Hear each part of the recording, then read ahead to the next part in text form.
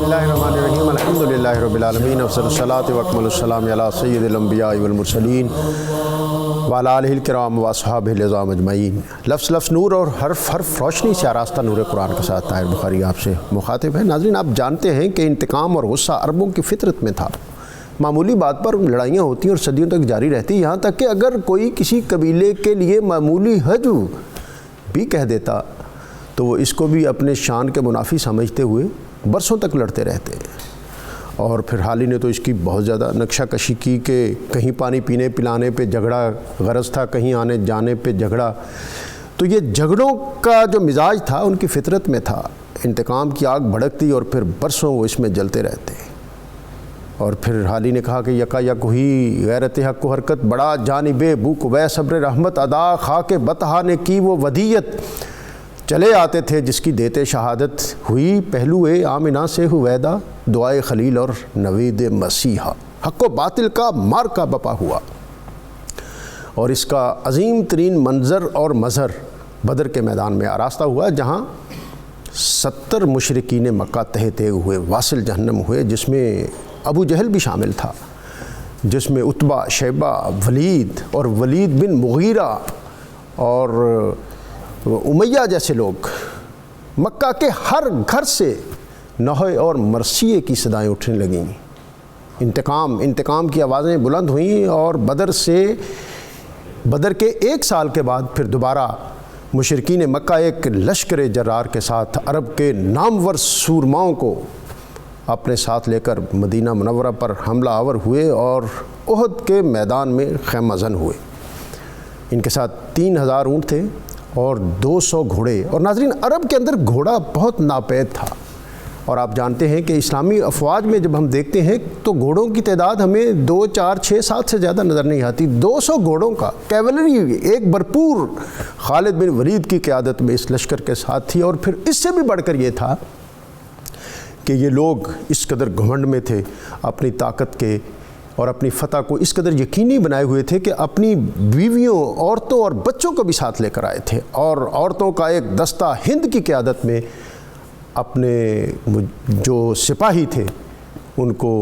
उभारता जंग पर। और दूसरी तरफ मक्का और ये मदीना मुनव्वरा में नबी अकरम रसूल मोहतशम सल्लल्लाहु अलैहि वसल्लम को जब इस अमर का इल्म हुआ तो आपने सहाबा किराम रिदवानुल्लाह अलैहिम अजमईन उनकी शूरा को तलब किया। और आपका जो ख़्याल था वो ये था कि हम मदीना मुनव्वरा में रहते हुए इनका मुकाबला करें, इसलिए कि गलियों के जो खमो पेच हैं उनको हम खूब जानते हैं और ये लोग अव्वल तो मदीना के अंदर आएंगे नहीं, और अगर आएंगे तो हम इनका ज़्यादा बेहतर मुकाबला कर सकेंगे। अकाबिर सहाबा की भी यही राय थी, लेकिन वो लोग, वो जवान साल सहाबा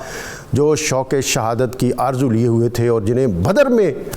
अपने कारनामे दिखाने का मौका नहीं मिला था, उन्होंने कहा या रसूलल्लाह हमें इनके मुकाबले में लेकर निकलिए, कहीं ये ना समझें कि हम इनसे डर गए हैं और सहम कर अपने घरों में रह गए हैं। ये बातचीत चल रही थी। नबी अकरम रसूल मोहतशम सल्लल्लाहु अलैहि वसल्लम अपने हुजरा नाज सैयद आयशा सिद्दीक़ा रज़ियल्लाहु ताला अन्हा के हुजरा में तशरीफ़ ले गए। ज़रा ज़ेब तन की, खुद पहना, तलवार ली, कमरबंद बांधा और बाहर तशरीफ़ लाए। इसी असना में सहाबा ने इस अमर का अंदाज़ा कर लिया कि वही इलाही और नबी अकरम रसूल मोहतशम सल्लल्लाहु अलैहि वसल्लम की मंशा मदीना मुनव्वरा में रहकर मुकाबले की है। उन्होंने अपनी दरख्वास्त पेश की, या रसूलल्लाह जैसे आप चाहते हैं वैसे फ़रमाएँ। इस मौके पर नबी अकरम सल्लल्लाहु अलैहि वसल्लम ने फ़रमाया कि अल्लाह के रसूल के लिए ये बात ज़ेबा नहीं कि वो जब अपने जिस्म पर को जंग के सामान से आरास्ता कर ले और फिर उसको इसके बग़ैर उतार दे कि अल्लाह उनके और दुश्मनों के दरमियान फ़ैसला कर दे। और यहाँ पर नाज़रीन एक ख्वाब नबी अकरम सल्लल्लाहु अलैहि वसल्लम ने अपने सहाबा को सुनाया कि मैंने देखा है कि गाय ज़िबह हो रही है। और आपने फरमाया दूसरी ये कि मेरी तलवार के में दंदाने आए हैं। और तीसरा आपने फरमाया कि बिलाखिर मैंने मदीना एक ज़रा के अंदर हाथ डाल दिया है, और ज़रा के अंदर हाथ डालने को मदीना मुनव्वरा से ताबीर किया गया। गाय के ज़िबा होने को सहाबा इकराम की शहादत से, और तलवार के दंदाने को आपने फरमाया कि मेरी अहले बैत का एक अहम आदमी इस जंग में जाम शहादत नोश करेगा। ये अजीम लश्कर नबी अकरम रसूल मोहतशम सल्लल्लाहु अलैहि वसल्लम की क़यादत में आज 15 शव्वाल मुकर्रम آج سے ٹھیک 1438 سال قبل مدینہ منورہ سے احد کے میدان میں پہنچا، اور اس میدان میں کیا عظیم مارکے سر ہوئے، اور پھر بالخصوص نبی اکرم رسول محتشم صلی اللہ علیہ وسلم کے پیارے چچا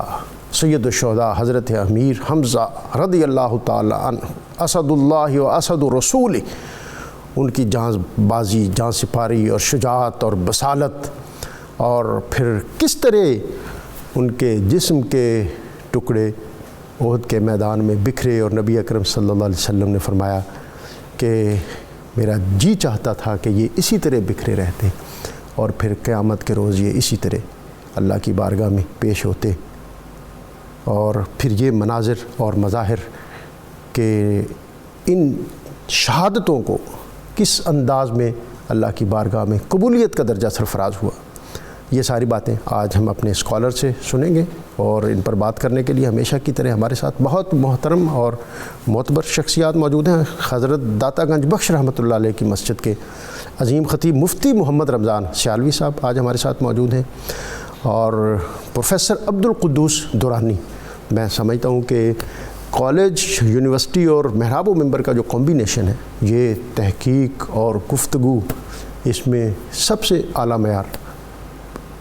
ہے، اور اس کے حوالے سے پروفیسر عبدالقدوس دورانی حضرت امیر حمزہ کی بارگاہ میں ہدیہ منقبت پیش کرنے کے لیے حافظ محمد ارشد نقشبندی آج ہمارے ساتھ موجود ہوں گے۔ ان کی طرف جانے سے قبل آج کا اسم مبارک الجبار،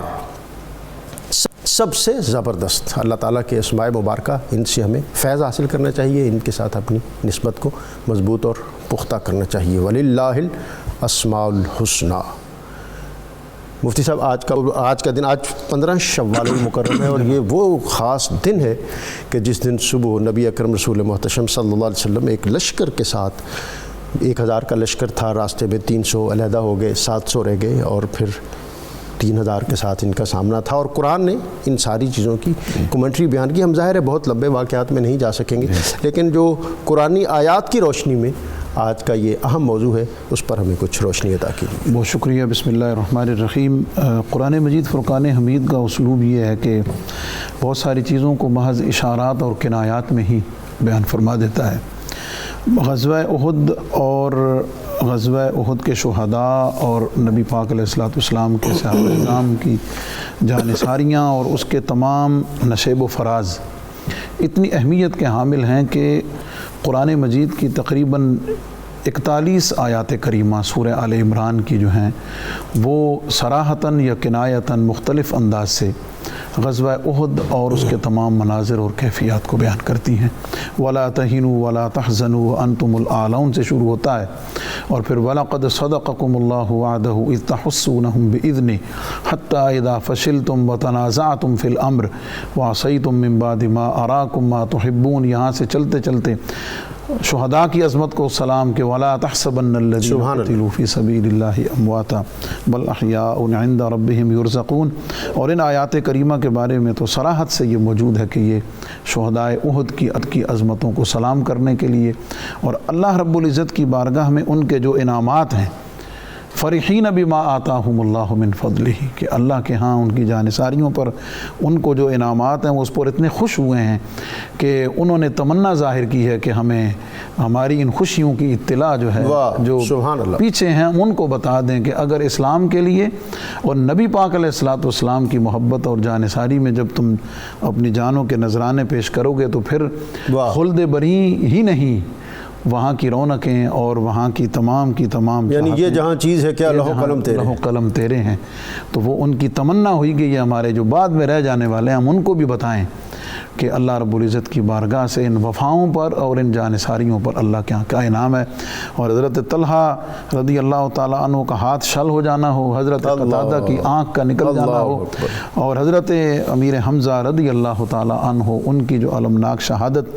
اور نبی پاک علیہ الصلوۃ والسلام السلام سے ان کی جو محبت و الفت اور جانثاری ہے، تو سبق تو یہ ملتا ہے کہ قیامت تک کے لیے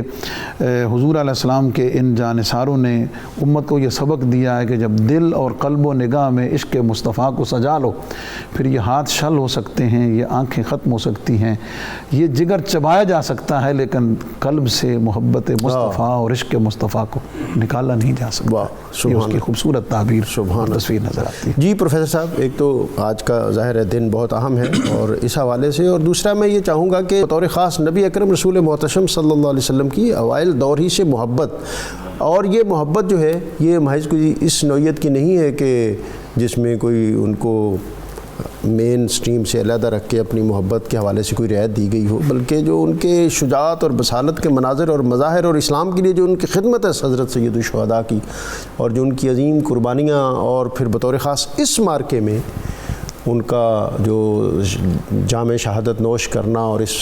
خلت سے سرفراز ہونا۔ جناب بسم اللہ الرحمن الرحیم۔ ڈاکٹر صاحب شکریہ۔ آج کا موضوع یقیناً اپنی عزم و ہمت کی داستان ہونے کے حوالے سے اور میدان احد کے اندر صحابہ کرام کی آقا کریم علیہ الصلاۃ والسلام کی محبت میں جانثاری اور دین اسلام کی سربلندی کے لیے قربانیوں کا جو سلسلہ ہے، یہ وہ ایک مینارہ نور ہے جو قیامت تک آنے والے مسلمانوں کے قلب و روح کے اندر ایک مہمیز پیدا کرتا رہے۔ سبحان اللہ۔ اور ان سب کے سرتاج سید الشہداء حضرت امیر حمزہ رضی اللہ تعالیٰ عنہ، واہ، آپ نے ان کی محبت کا تذکرہ کے حوالے سے اشارہ فرمایا۔ حضرت سیدنا امیر حمزہ رضی اللہ تعالیٰ عنہ حضور نبی کریم علیہ الصلاۃ والسلام کے کم و بیش ہم عمر ہیں، واہ، بعض نے 1-2 سال بڑا ہونا لکھا ہے، جی، اور آپ کی رشتہ داری میں آپ چچا بھی لگتے ہیں رشتے میں۔ اس کے ساتھ ساتھ حضرت سویبہ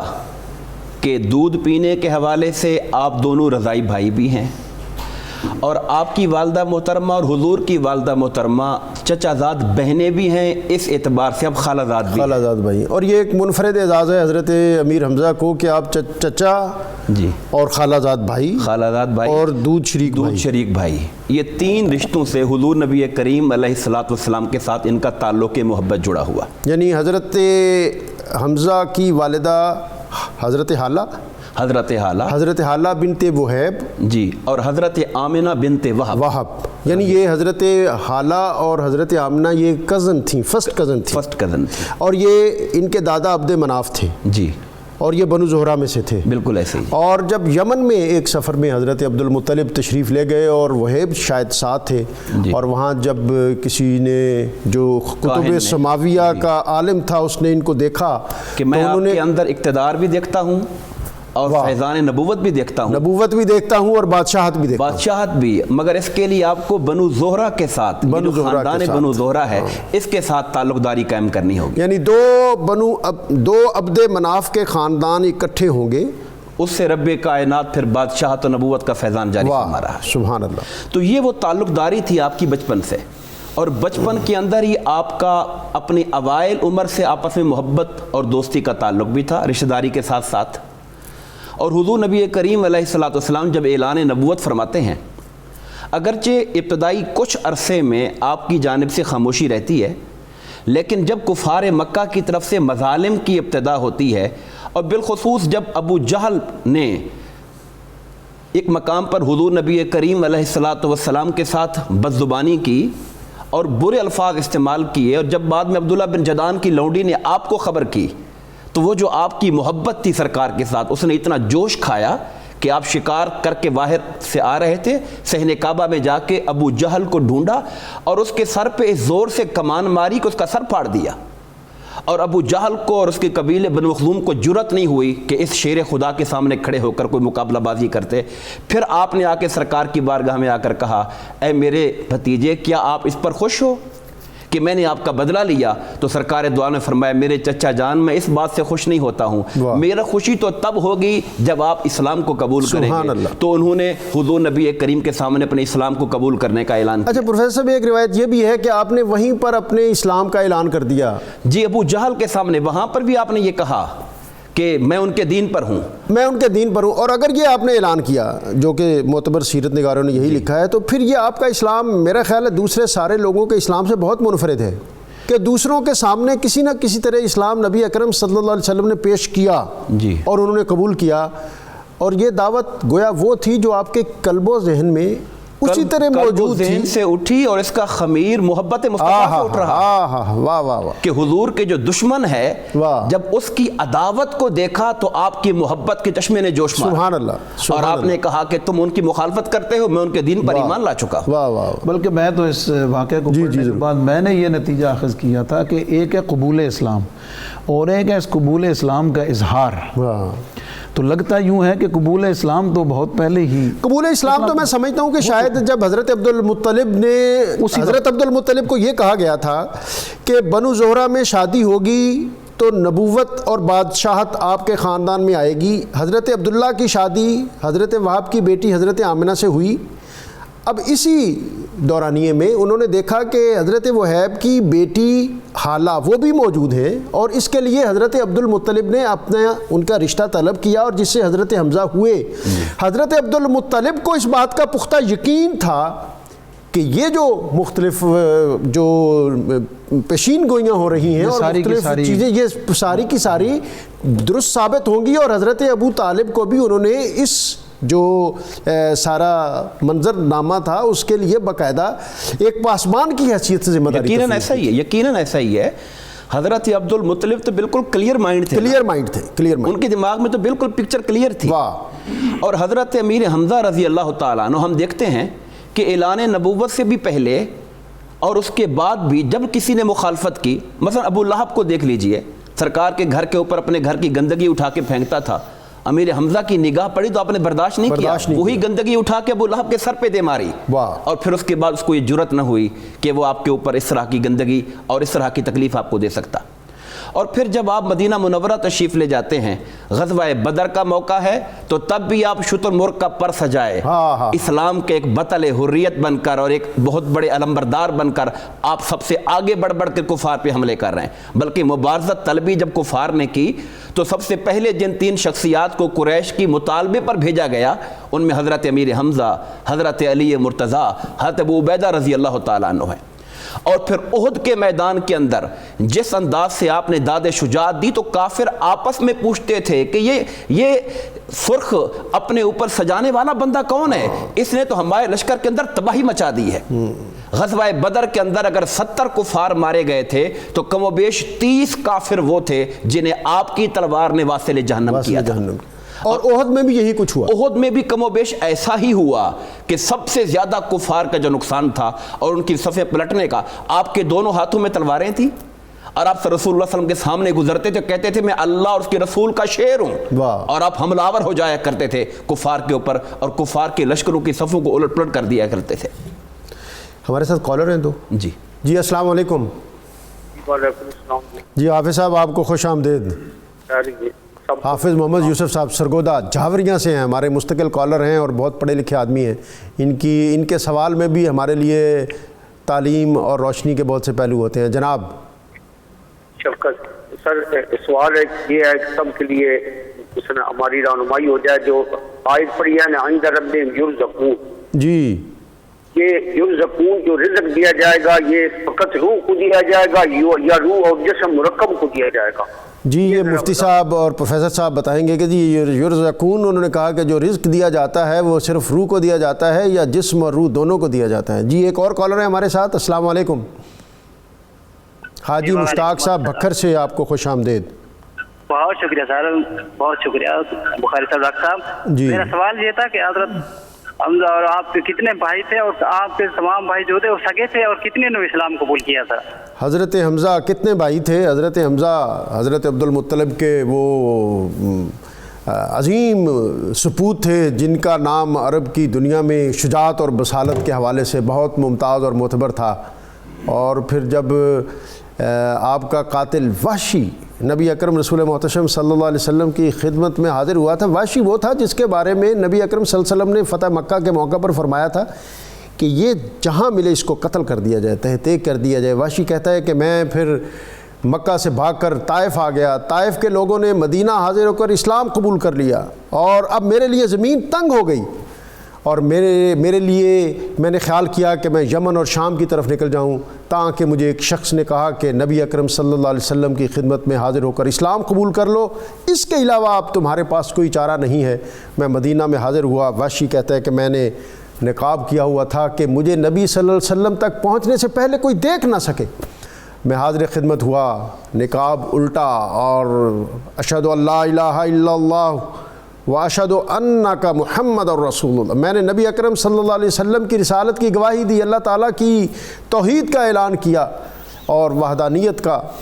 اعلان کیا، کلمہ پڑھا۔ نبی اکرم صلی اللہ مجمع میں ایک ارتعاش پھیل گیا، وحشی، اور صحابہ نے اپنی تلواریں سونت لیں کہ ابھی نبی اکرم صلی اللہ علیہ وسلم اجازت فرمائیں گے اور اس کا سر تن سے جدا کر دیا جائے گا۔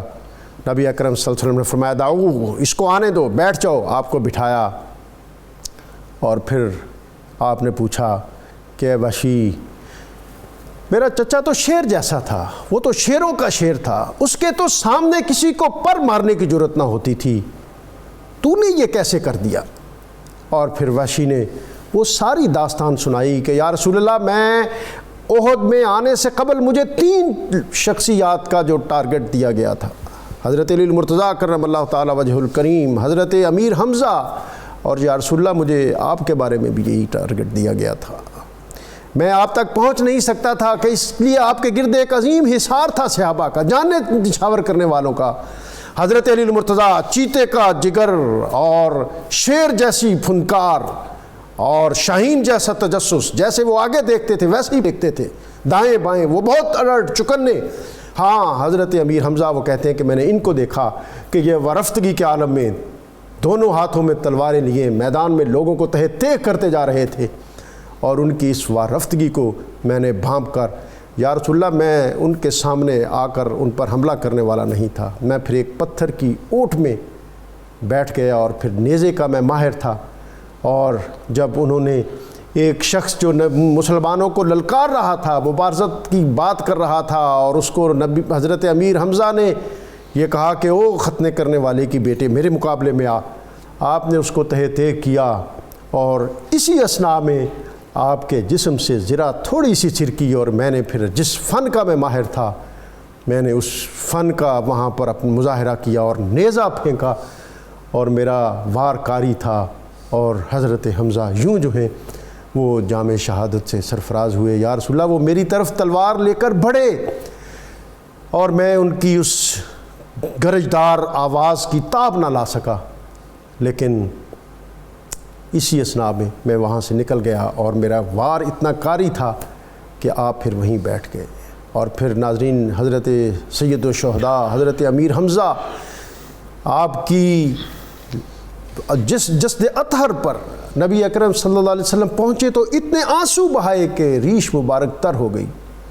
اور پھر جب آپ مدینہ کی طرف واپس آئے اور انصار کے گھروں سے انصار کے شہداء پر رونے والوں کی آوازیں اٹھیں، تو نبی اکرم صلی اللہ علیہ وسلم نے اس موقع پر پھر بنو ہاشم کو یاد کیا اور کہا کہ آج حمزہ پر رونے والا کوئی نہیں ہے، اس لیے کہ حمزہ تو عرب کا بطل جلیل تھا۔ آج اگر مکہ کی سرزمین پر یہ سانحہ رونما ہوا ہوتا تو عبد المطلب کے بیٹے اور خاندان کے لوگ وہاں دنیا کو بتاتے کہ حمزہ کون ہے۔ مدینے میں تو بنو ہاشم کے چند افراد تشریف لائے تھے، اور پھر نبی اکرم رسول محتشم صلی اللہ علیہ وسلم کے اس خیال اور اس اداسی کو دیکھتے ہوئے حضرت سعد بن معاذ اپنے گھروں میں گئے اور اپنی خواتین کو نبی اکرم صلی اللہ علیہ وسلم کے گھر میں بھیجا، اور پھر انہوں نے اس وقت تک کبھی نوحہ مرثیہ ان چیزوں کی ممانعت نہیں ہوئی تھی، انہوں نے نبی اکرم صلی اللہ علیہ وسلم کے دروازے پر بیٹھ کر حضرت حمزہ کی یاد میں آنسو بہائے، اور نبی اکرم رسول محتشم صلی اللہ علیہ وسلم نے ان لوگوں کو دعائیں دیں، انصار، اور یہ انصار والے وہ ہیں، بنو انصار وہ ہیں جنہوں نے، انصار کا کوئی گھر ایسا نہیں تھا جس میں غزوہ احد میں کوئی شہید نہ ہو، لیکن انہوں نے اپنے شہداء کو پیچھے رکھا اور نبی اکرم صلی اللہ علیہ وسلم کے چچا کے غم کو آگے رکھا، اور پھر نبی اکرم صلی اللہ علیہ وسلم نے عشاء کے بعد یا عشاء سے پہلے ان لوگوں کو، ان خواتین کو دعائیں دے کر رخصت کیا۔ یہ حضرت حمزہ سید الشہداء حضرت امیر حمزہ حضرت عبد المطلب کے بیٹے تھے، اور ایک روایت کے مطابق آپ حضرت عبد المطلب کے 10، 11 اور 12 تینوں روایات ہیں چچا تھے، اور حضرت حمزہ جیسا کہ پروفیسر صاحب نے بتایا کہ یہ حالہ بنت وہیب بن زہرہ بن عبد مناف، یہ ان کے بیٹے تھے، یہ عبد مناف کا خاندان تھا۔ اور دوسری طرف جیسے میں نے کہا کہ حضرت عبد المطلب بن ہاشم بن عبد مناف، یہ عبد مناف دو جو قصی کے، اور یہ مرہ یا کعب پر جا کر یہ دونوں خاندان اکٹھے ہو جاتے ہیں۔ آج ہم بطور خاص غزوہ احد اور اس کے شہداء، ان کی بارگاہ میں اپنی عقیدتوں، ارادتوں اور محبتوں کے نذرانے پیش کر رہے ہیں، اور بطور خاص سید الشہداء حضرت امیر حمزہ رضی اللہ تعالی عنہ آپ کی یادوں کے تذکرے سے اپنے مشام جاں کو معطر کر رہے ہیں، اپنے ایمان کو تازہ کر رہے ہیں۔ ناظرین، یہاں وقت ایک بریک کا، بریک سے واپس آئیں گے تو آج کے اس موضوع کے حوالے سے اپنے اسکالر سے مزید بات کریں گے۔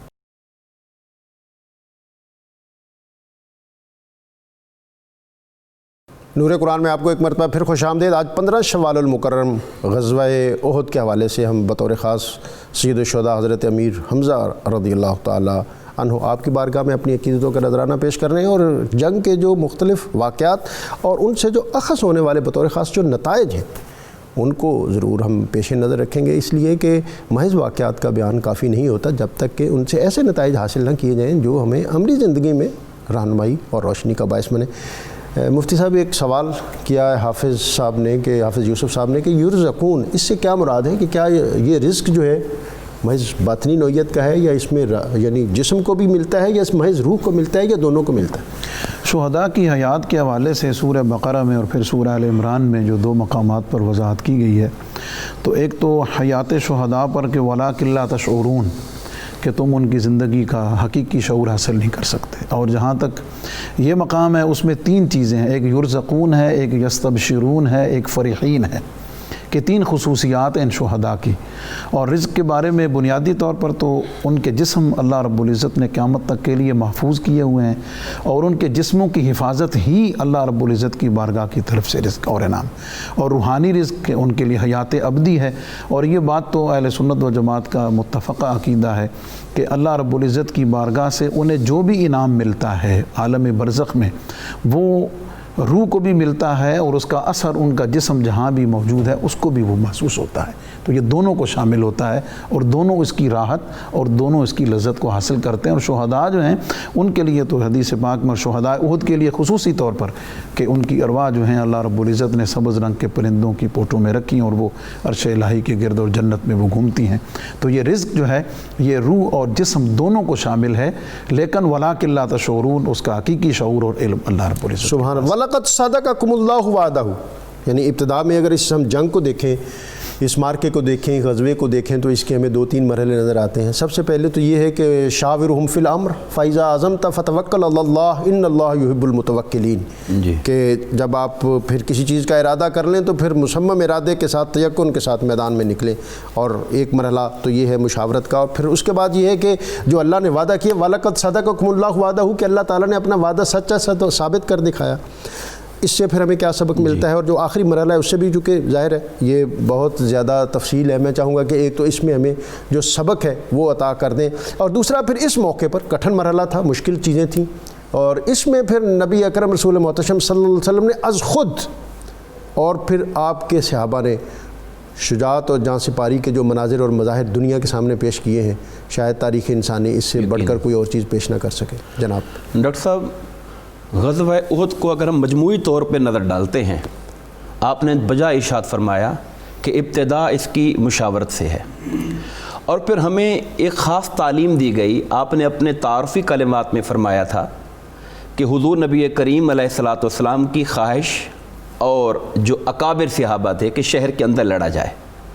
مگر نوجوان صحابہ جو خاص طور پہ پیچھے شریک نہیں ہو سکے تھے، اپنی جواں مردی کے جوہر دکھانا چاہتے تھے، ان کے اصرار پر یہ فیصلہ ہوا۔ ایک تو ہمیں بعد میں ان کو جب احساس ہو گیا تو سرکار میں جب اللہ کا نبی مسلح ہو جاتا ہے تو وہ اپنا ہتھیار نہیں اتارتا۔ سبحان اللہ۔ پھر ہمیں یہ نظر آتا ہے کہ اللہ پاک کا وعدہ کامیابی کا وہ تو سچ تھا، لیکن حضور نبی کریم علیہ الصلاۃ والسلام نے جو احکامات دیے تھے کہ یہ دستہ 50 آدمیوں کا فلاں جگہ متعین ہے، اور حالات کیسے ہی کیوں نہ ہو جائیں تم نے اپنی جگہ نہیں چھوڑنی. مگر جب ظاہر جنگ جیتنے کے آثار پیدا ہوئے تھے تو وہ لوگ ٹیلا چھوڑ کے نیچے آئے تھے. اس سے یہ بات تو واضح ہو گئی کہ مسلمان ابتدا میں جنگ جیت گئے تھے, جنگ جیت گئے تھے, کفار کی صفیں پلٹ گئی تھی, وہ پیٹ پھیر کے بھاگ رہے تھے. اور ان کی جو عورتیں ساتھ آئی ہوئی تھیں ہند وغیرہ,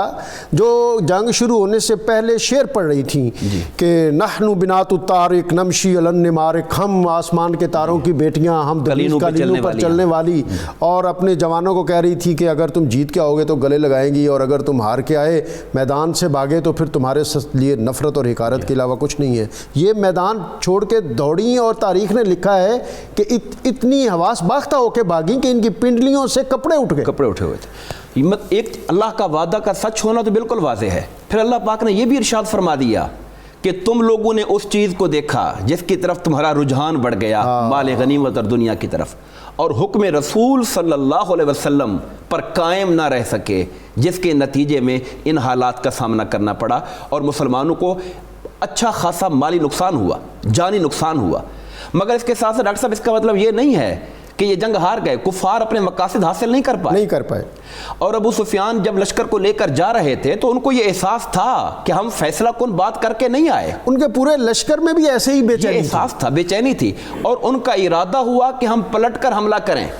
مگر یہاں پر یہ بات ہمیں اپنے ناظرین کو بتانی ہوگی کہ وہ صحابہ کرام جو گھر گھر کے اندر جن کے شہداء بھی ہیں اور جو زخمی ہوئے پڑے ہیں, اللہ کے رسول نے آواز دی کہ وہ لوگ جو میدان احد میں شریک تھے وہ واپس آئیں, ہم کفار کے لشکر کا پیچھا کریں گے. پیچھا شکست خوردہ لشکر نہیں کرتا, پیچھا ہمیشہ وہ کرتے ہیں جو عزم و ہمت والے لوگ ہوا کرتے ہیں. اور پروفیسر صاحب ایک تو عزم و ہمت اسی موقع پر دکھائی, اور دوسرا اگلے دن یعنی 16 شوال المکرم کو آپ ان کے پیچھے گئے باقاعدہ. میں اسی طرف اشارہ کر رہا ہوں جناب. اور وہ منظر دیکھنے والا تھا کہ وہ لوگ جو زخمی ہوئے پڑے ہیں, ایسے موقعوں پر تو لوگ ہمت ہی نہیں کرتے. اتنا بڑا حادثہ, اللہ کے رسول کا بلاوا آیا تو انہوں نے اپنے زخموں کو نہیں دیکھا, اسی زخمی حالت میں لبیک لبیک کہتے ہوئے فرمان مصطفیٰ پر باہر نکل آئے. اور یہ وہ موقع تھا جب اللہ تعالیٰ نے وہ آیات اتاری فاعف عنہم واستغفر لہم. اللہ پاک کو اپنے حبیب کے صحابہ پر اتنا پیار آیا کہ وہ جو کمی رہ گئی تھی کل کے مارکے کے اندر, اور حضور کے دل پر جو دکھ تھا, اللہ پاک میں حبیب آپ ان کو معاف کر دیجئے, اور میری بارگاہ میں درخواست کیجئے کہ اے اللہ تو بھی ان کو معاف فرما دے. کیا حسین انداز ہے ڈاکٹر صاحب. اللہ تعالیٰ چاہتا تو یوں بھی کہہ سکتا تھا کہ میں نے معاف کر دیا, نبی مکرم آپ بھی معاف کر دیں. کہا نہیں, آپ ان کو معاف کر دیں اور مجھ سے درخواست کریں کہ مولا تو بھی ان کو معاف فرما دے. یہ بڑا میں سمجھتا ہوں کہ غزوہ احد کے حوالے سے جو اہم ترین نقطہ ہے فکری اعتبار سے اور ہمیں عملی اعتبار سے اور سمجھنے کے اعتبار سے, وہ یہی ہے جس کی طرف آپ اشارہ کر رہے ہیں جناب مفتی صاحب. اسی پہ میں چاہوں گا کہ آپ بھی تھوڑی اپنی بات عطا کریں. بالکل, اس میں ڈاکٹر صاحب نے, پروفیسر صاحب نے بڑی خوبصورت بات کی ہے, اور اس پورے منظر کو اگر دیکھیں تو فتح, کامیابی, جوانمردی, قربانی, ہر چیز سامنے رکھتے ہوئے صرف ایک چھوٹی سی بات, معمولی سی, جو صراحتاً خطا نہیں تھی, ایک حکم کی تعویل کی گئی. اچھا, اس میں ایک بعض ہمارے سیرت نگار, اب مجھے نہیں پتا آپ بتائیں گے, انہوں نے ٹھوکر کھائی ہے یا انہوں نے کہا کہ یہ ابو سفیان کی محض ایک چال تھی کہ ایک دفعہ پسپائی کا منظر بنایا جائے اور تاکہ یہ مسلمان سمجھیں کہ ہم پسپا ہو گئے ہیں, اور پھر وہ جو درہ جس پر 50 تیر انداز تھے, جس پر حضرت خالد بن ولید, جو اس وقت تو میمنہ اس وقت خالد تھے, خالد بن ولید, اس لیے کہ ان کے والد جو تھے ولید بن مغیرہ, یہ بھی بدر میں, اور ان کی بہن فاطمہ بنت ولید وہ بھی ساتھ آئی, وہ جو خواتین کا ایک رسالہ تھا, اور ان کی مسلسل نظر اس درے پر تھی, اور انہوں نے 3-4 اٹیمپٹس کی وہاں سے آنے کی, اس لیے کہ یہ درہ مسلمانوں کے لشکر کے پشت پہ آتا تھا, اور نبی اکرم صلی اللہ علیہ وسلم نے بہت سخت تاکید فرمائی تھی کہ ہماری اگر لاشیں بھی گریں تو تب بھی یہ مقام نہ چھوڑا جائے. اور بالآخر وہ مقام آیا, اور خالد بن ولید اپنی کیولری کے ساتھ, گھوڑ سواروں کے ساتھ آئے, اور پھر جو منظر ہوا جناب. نبی پاک علیہ السلام نے غزوہ احد کے موقع پر جو جنگی حکمت عملی اختیار کی ہے نا جناب, وہ دنیا کے بہترین جنگ لڑنے والے جرنیل جو ہیں, جب وہ بھی اس پر ڈسکس کرتے ہیں تو اس کو وہ مانتے ہیں کہ نبی کریم علیہ السلام نے بہترین حکمت عملی اختیار کی, اور حضور علیہ السلام نے جو اتنی تاکید فرمائی تھی اس درے پر کھڑے ہونے کی, اس کی وجہ یہی تھی. اس کی وجہ یہی تھی کہ حضور علیہ السلام دیکھ رہے تھے, اور جب وہاں سے وہ سارے تو نہ نکلے، بعد والے حضرت یعنی خالد بن ولید کے ہاتھوں جب شہید ہو کر درہ خالی ہوا. تو یہ سیرت نگاروں نے جو کہی ہے یہ ان کی بات محض ایک جنگی حکمت عملی کو سامنے رکھتے ہوئے کہی جا سکتی کہ انہوں نے وہ اسپاٹ جو کمزور تھا، کمزور اور جہاں پہ مال غنیمت پڑا ہوا تھا. ابو سفیان ظاہر ہے یہ بھی ایک جنگی حکمت عملی کے حوالے سے ایک بڑا اس کا بھی ظاہر ہے جی. غزوہ بدر کے بعد اس کو کمان جو ہے وہ ساری دی گئی تھی، اس کو دی گئی تھی. اس کی وجہ یہی تھی. تو اس وقت کی جو صورت حال ہے وہ ظاہر ہے، اور بنیادی نقطہ یہی ہے جو قرآن مجید نے بیان فرمایا ہے کہ والرسول يدعوكم في اخراكم فاصابكم غما بغم لكي لا تحزنوا على ما فاتكم. یہ پورا قرآن مجید نے اس پوری فکر کی، بلکہ یہ فکر لی قرآن سے کی گئی ہے، قرآن مجید سے اخذ کرتا ہے کہ حضور علیہ الصلوۃ والسلام کی اس معمول اس، اور یہ قیامت تک کے لیے ملا نا. اچھا میں اب دوبارہ جب آپ کے پاس آؤں گا، ظاہر ہے ایک تو قرآن پاک نے بھی کہہ دیا کہ احد میں اگر تمہیں چوٹ لگی ہے تو بدر میں انہیں بھی لگی تھی، اور تلک الایام نداولھا بین الناس، اور ہم لوگوں کے درمیان دنوں کو پھیرتے رہتے ہیں. اور ابو سفیان جب جانے لگا ہے جی، آخری جو اس نے مکالمہ کیا ہے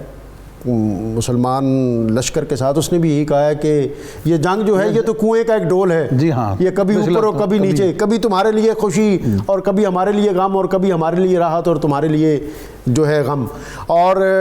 میں اپنے حنظلہ کے مقابلے میں تمہارا حنظلہ، اور اپنے فلاں کے مقابلے میں تمہارا فلاں، ایک ایک کر کے نام لیا. اور اس نے کہا کہ میں نے بدر کا بدلہ آج چکا دیا کرتے کرتے، اور اگلے سال پھر فلاں مقام پر ہم دوبارہ اکٹھے ہوں گے. اس پر بھی میں بات کروں گا. میں یہ ایک بات جو ہے کہ یہ بدر کا زخم جو ہے اس سے خون رشتہ رہا ہے یہاں تک کہ 61 ہجری میں بھی، جی ہاں، جب اہل بیت اطہار کی بھی پاک باز بیویاں پہنچی ہیں وہاں بھی اس پر بھی یہی کہا گیا کہ آج ہم نے بدر کے جو ہمارے مقتولین تھے ان کا بدلہ لے لیا. یعنی بدر کا وار اتنا کاری تھا کہ اس نے ان کی تاریخ اسلام جو ہے پوری کی پوری، اور آگے جتنی تاریخ رکھی گئی ہے، اور اسلامی تاریخ میں ہونے والے بہت سارے جو بڑے حوادثات ہیں اگر ہم دیکھیں تو اس کے پیچھے یہی چیز ہے. میں بالکل اختتامی چونکہ باتیں ہیں، ایک تو آپ جو اور مزید کہنا چاہیں، اور دوسرا میں یہ بھی چاہوں گا کہ خواتین کا ایک بڑا رول ہے اس میں جو ہمیں نظر آتا ہے. جرت کے اعتبار سے بالعموم یہ ہے کہ خواتین گھروں میں ہوتی ہیں. آج خود نبی اکرم صلی اللہ علیہ وسلم کے چہرہ اقدس پر آنے والے زخم جو ہیں ان کو دیکھ کر سیدہ فاطمہ الزہرا میدان میں آپ کے باہیں ڈالیں، گلے لگیں، اور پھر آپ کے زخم دھوئے. خون بند نہ ہوا تو چٹائی کو جلا کر اس کو رکھا گیا تاکہ خون بند ہوا. آپ اور دیگر جو صحابیات ہیں، حضرت عائشہ صدیقہ رضی اللہ تعالیٰ عنہ، حضرت ام عمارہ بطور خاص، اور پھر یہ کہ مدینہ میں ایک اونٹ جس کے اوپر 2 لاشیں جا رہے ہیں شہداء کے، اور سامنے ایک خاتون آ رہی ہے. اس نے کہا کہ یہ لاشیں، انہوں نے کہا کہ یہ ایک تمہارا شوہر ہے اور ایک تمہارا والد ہے شاید. اس نے کہا مجھے اس کی پرواہ نہیں ہے، مجھے یہ بتاؤ کہ میرے رسول اللہ. یہ مناظر اور مظاہر جناب. ڈاکٹر صاحب آپ نے بجا فرمایا، غزوہ بدر کا آپ نے ذکر کیا، قرآن نے اسے یوم الفرقان ایسے نہیں کہہ دیا. یوم الفرقان قرآن نے ٹائٹل دیا کہ حق و باطل میں فرق کرنے والا دن تھا. اور جہاں تک غزوہ احد کے خواتین کا تعلق ہے، سیدہ عائشہ صدیقہ رضی اللہ تعالیٰ عنہ، سیدہ کائنات فاطمہ الزہرا رضی اللہ تعالیٰ عنہ اور دیگر خواتین، ایک اس سے یہ پیغام ملتا ہے کہ حضور نبی کریم وہ سربراہ ہیں جنہوں نے اپنے اہل خانہ کو اور گھر والوں کو محفوظ کسی قلعے میں نہیں بٹھایا. میدان جنگ کے اندر جہاں اور مسلمان شریک تھے اور مسلمانوں کی عورتیں شریک تھیں، میرے آقا کے گھر والے بھی شریک تھے. بلکہ میں تو یہ کہتا ہوں پروفیسر صاحب کہ دین اسلام کو کسی بھی مرحلے پر جب خون دینے کی نوبت آئی ہے تو سب سے پہلے تو از خود نبی اکرم صلی اللہ علیہ وسلم کا خانوادہ آگے بڑھا، حضور کا خاندان سب سے آگے تھا. اور دوسرا آپ نے حضرت ام عمارہ کا ذکر کیا، میرے آقا کا یہ جملہ کہ میں جب وہ لشکر چھٹ گیا اور کفار حملہ آور ہو گئے اور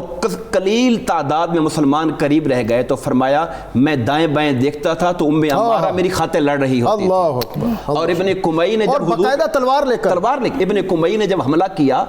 تو ام عمارہ اپنا نیزہ اور تلوار لے کر آگے بڑھی اور اس نے آپ کے کندھے پر وار کیا. حضور نبی کریم علیہ الصلوۃ والسلام کو جب انہوں نے دیکھا کہ آقا میری خدمات سے خوش ہو رہے ہیں تو وہاں پر ایک بات بڑی کمال کی، انہوں نے التجا کی یا رسول اللہ دعا فرمائیں اللہ جنت میں بھی ہمیں آپ کے خدمتگاروں میں شامل فرمائے۔ اللہ، میرے آقا نے اسی لمحے دعا کی اللہم اجعلہم رفقائی فی الجنہ، یا اللہ انہیں جنت میں میرے رفقا بنا دے۔ اور اس دعا کے بعد وہ کہتی تھی کائنات کی ہر خوشی چھن جائے میرے مصطفیٰ کی یہ دعا میرے لیے کافی ہے۔ اور ڈاکٹر صاحب یہاں پر ہمیں لازم ہے کہ ہم حضرت امیر حمزہ رضی اللہ تعالیٰ عنہ کے علاوہ جو اور ایک لمبی لسٹ ہے، غسیل الملائکہ حضرت حنظلہ، اور حضرت حنظلہ وہ ہستی ہیں ناظرین کہ جن کی ایک شب پہلے شادی ہوئی ہے اور اپنی نئی نویلی دلہن کے ساتھ ہیں، اور ادھر سے جہاد کا اعلان ہوا، نبی اکرم صلی اللہ علیہ وسلم کا بلاوا آیا تو انہوں نے کوئی جو شرعی ضرورت تھی غسل کی اس کو بھی ترک کرتے ہوئے تلوار لے کر میدان میں نکلے اور یہ پہلی شب گزارنے، اور یہ ان کی اہلیہ جمیلہ یہ ابی بن کعب کی بہن تھی، اور از خود حنظلہ یہ ابو عامر یہ بہت فاسق اور بہت سازشی، یہ وہ شخص تھا جس نے احد کے میدان میں گڑھے کھدوا کر اوپر گھاس کا ایک دائرہ سا بنوا دیا تھا تاکہ مسلمانوں کو اندازہ نہ ہو وہ اس گڑھوں میں گریں، اور ایسا ہوا، اور خود یہ یثرب سے ایک لشکر لے کر مشرکین کے ساتھ آن ملا۔ یہ اس بدبودار زمین پر اتنا طہارت آمیز اور عفت والا پھول کھلا جس کو شہادت کے بعد فرشتوں نے زمین و آسمان کے درمیان غسل دیا۔ ڈاکٹر صاحب آپ کی اجازت سے میں میدان احد کے 2 مکالمے ذکر کرنا چاہتا ہوں تاکہ پتہ لگے کہ صحابہ کرام کے جذبات کیا تھے۔ حضرت سعد بن ربیع رضی اللہ تعالیٰ عنہ، آپ شدید زخمیوں کے اندر ہیں، حضور بھیجتے ہیں ایک صحابی کو جا کے ان کو تلاش کریں۔ جب ان کو تلاش کیا گیا ان کی جان لبوں پر تھی، انہوں نے 2 جملے کہے، پہلا کہا کہ میرے آقا کی بارگاہ میں میرا سلام عرض کرنا، اللہ، اور دوسرا سلام کے بعد میری قوم کو یہ پیغام دینا کہ اگر تمہاری رگوں کے اندر خون ہے، تمہارے جسم میں جان ہے، اور حضور نبی کریم کو تکلیف پہنچ گئی تو خدا کی قسم قیامت کے دن اللہ کو عذر پیش نہیں کر سکتے۔ اللہ اکبر۔ ایک اور مکالمہ حضرت عبداللہ بن جہش اور حضرت سعد بن وقاص رضی اللہ تعالیٰ عنہ میدان احد کے کونے میں اکٹھے ہوتے ہیں، کہتے ہیں ہم دونوں دعا کرتے آمین کہنا۔ سعد بن وقاص دعا کرتے باری تعالیٰ ایسے دشمن کا سامنا کروا جو بڑا تگڑا ہو، میں مقابلہ کروں، اس کو قتل کر دوں، اس کے سامان پہ قابض ہو جاؤں۔ ایک دعا عبداللہ بن جہش کرتے ہیں باری تعالیٰ میرا مقابلہ بھی کسی سخت کافر سے کروا، میری لڑائی ہو اس سے، وہ مجھے شہید کر دے، میرے ناک کان کاٹے جائیں، اور قیامت کا دن آئے تو میرا اللہ مجھ سے پوچھے میرے بندے تیرا ناک کان کیوں کاٹے گئے، میں کہوں باری تعالیٰ میں تیرے دین کی خاطر، تیرے مصطفیٰ کی محبت کی خاطر کٹوا کے آیا ہوں۔ یہ وہ جذبات تھے۔ اور زیاد بن سکن کو دیکھیے، آقا نے فرمایا جب کفار کا حملہ ہوا کون ہے جو میرے اوپر اپنی جان قربان کرے گا؟ زیاد بن سکن آگے بڑھتے ہیں، حضور کے سامنے کھڑے ہو کر دشمنوں کے حملے کو اپنے اوپر روکتے ہیں، یہاں تک کہ شدید زخمی ہو جاتے ہیں۔ آقا فرماتے ہیں میرے قریب کرو، آخری لبوں پر جان ہے، جب قریب ہوتے ہیں تو خود ہی گھسٹ کر اپنا سر حضور کے قدموں پہ رکھ دیتے ہیں۔ آقا انعامدار گال تھپتھپا کے پیار کرتے ہیں اور قدمین مصطفیٰ پر ان کی روح خالق حقیقی سے جا کے پرواز کرتی ہے۔ تو یہ جو احد کے جو شہداء ہیں اور احد کے اندر شریک ہونے والے صحابہ کرام، ان میں سے ہر ایک کا جذبہ، اس کمال، آپ نے خاتون کا ذکر کیا جس کا شوہر، جس کا بیٹا، جس کا باپ قربان ہو جاتا ہے اور وہ کہتی ہے میرے آقا سلامت ہیں تو کوئی غم نہیں، کسی غم کی پرواہ نہیں ہے۔ از خود جو حضرت مصعب بن عمیر کی اہلیہ، جو حضرت عبداللہ بن جہش کی بہن اور حضرت حمزہ کی بھانجی ہے، جی ہاں، انہوں نے جو استقامت دکھائی اور ان کو نبی اکرم صلی اللہ علیہ وسلم نے صبر کر تیرا ماموں حضرت حمزہ وہ شہید ہو گیا، پھر ان کے بھائی عبداللہ بن جہش، اور پھر جب تیسری بات کہی کہ تیرے شوہر مصعب بن عمیر وہ بھی منصب شہادت پہ فائز ہو گئے، تو پھر ان کے سینے سے ایک چیخ نکلی، اور اس موقع پر نبی صلی اللہ علیہ وسلم نے ایک بات کہی، شوہر کی محبت کے، آپ نے فرمایا کہ عورت کے دل میں جو شوہر کی محبت ہے اس کا ایک خاص مقام ہوتا ہے۔ اختتامی لمحے ہیں، آپ آج کے موضوع کے حوالے سے ہمیں کوئی ایسا پیغام دیں کہ جو امت مسلمہ کے لیے روشنی اور رہنمائی کا باعث ہے۔ جذبہ جہاد اور جذبہ جہاد میں نبی پاک علیہ الصلوۃ والسلام کے ان جانثار صحابہ کی پیروی اور اس کے ساتھ ساتھ نبی پاک علیہ الصلوۃ والسلام کا عفو درگزر اور حضور علیہ الصلوۃ والسلام کی کامل اطاعت وہ ہر معاملے،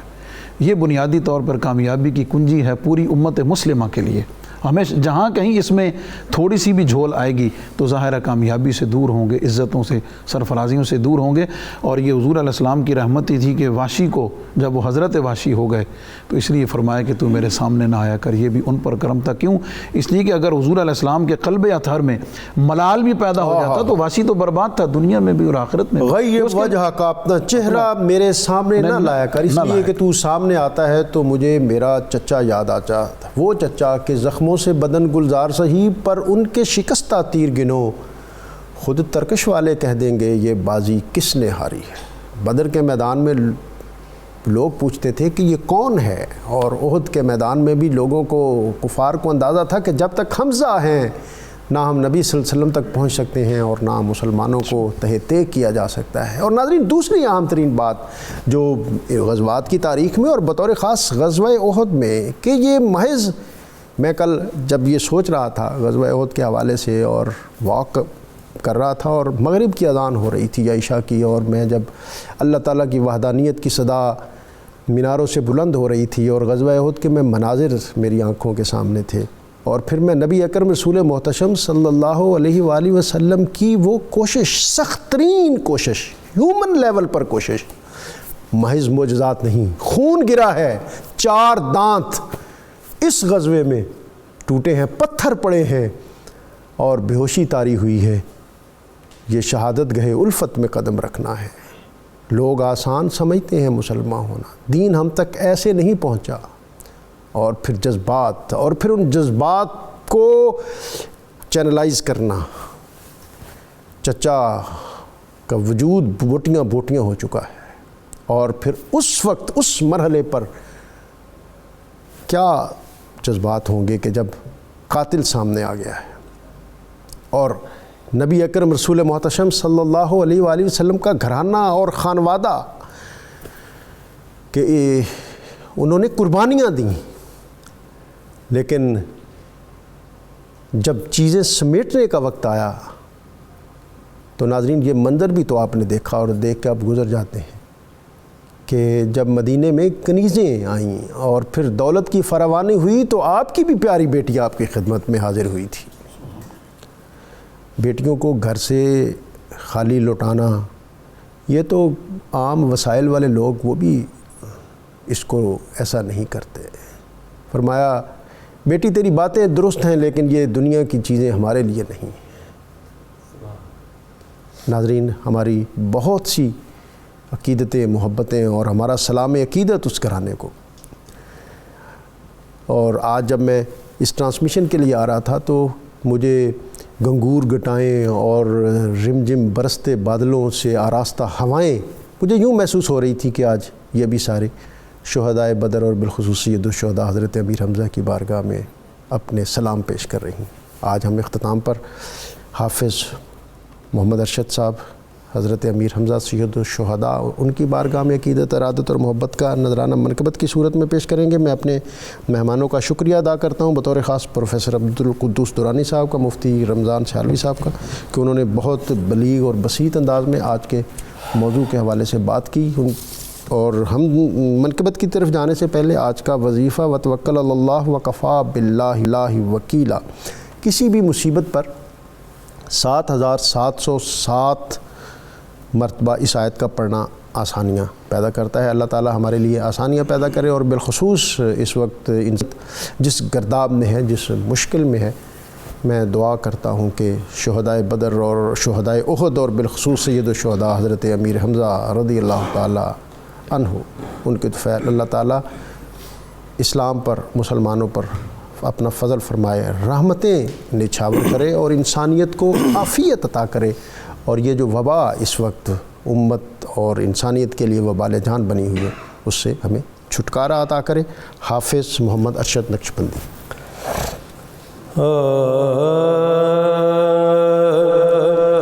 شیر حق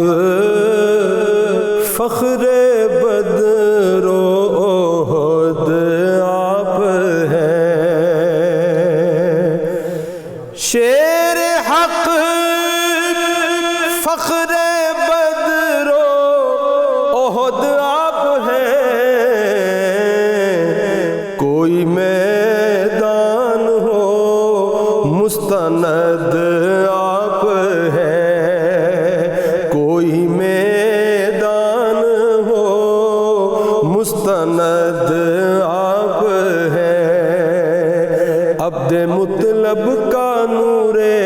نظر کون ہے؟ عبد مطلب کا نور نظر کون ہے؟ عبد مطلب کا نور نظر کون ہے؟ ام کلثوم و زہرا کے جد آپ ہیں، ام کلثوم و زہرا کے جد آپ ہیں، اور جس نے روکا ہے دشمن کے ہر تیر کو، جس نے روکا ہے دشمن کے ہر تیر کو، عزم و ذوق کے یقین کی وہ صد آپ ہے، عزم و ذوق کے یقین کی وہ صد آپ ہے، اور جس کے ڈر سے لرزتا تھا ابو جہل بھی، جس کے ڈر سے لرزتا تھا ابو جہل بھی، جس کو تھی کفر و باطل سے قد آپ ہے، جس کو تھی کفر و باطل سے قد آپ ہے، آپ ہی تو ہے محبوب خیر الورا، آپ ہی تو ہے محبوب خیر الورا، عاشق ذات رب صمد آپ ہے، عاشق ذات رب صمد آپ ہے، مرد شمشیر زن شیر باطل شکن، مرد شمشیر زن شیر باطل شکن، فخر اہل عرب تا ابد آپ ہے، فخر اہل عرب تا ابد آپ ہے، جن پہ نازاں ہے شہزاد تاریخ بھی، جن پہ نازاں ہے شہزاد تاریخ بھی، نازش اہل حق تا ابد آپ ہے، نازش اہل حق تا ابد آپ ہے، شیر حق فخر بدر و احد